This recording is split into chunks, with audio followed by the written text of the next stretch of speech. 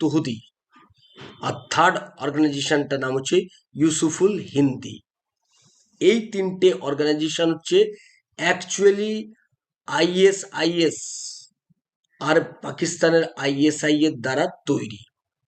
এই তিনটে অর্গানাইজেশন বাংলাতে কাজ করছে। এরা মহারাষ্ট্র অ্যাক্টিভ হয়েছিল, ইউপিতে অ্যাক্টিভ হয়েছিল, বিহারে অ্যাক্টিভ হয়েছিল 2023 সাল থেকে। মহারাষ্ট্র এদের বিরুদ্ধে অ্যাকশন নিতে শুরু করে, ইউপিতে এদের বিরুদ্ধে অ্যাকশন হয়, বিহারে এখনো এদের স্লিপার সেল অ্যাক্টিভ রয়েছে, আর বাংলাতে এরা মারাত্মক অ্যাক্টিভ।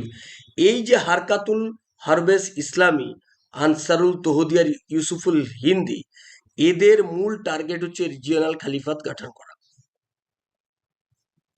এই তিনটে অর্গানাইজেশন মালদা এবং মুর্শিদাবাদ জেলায় এদের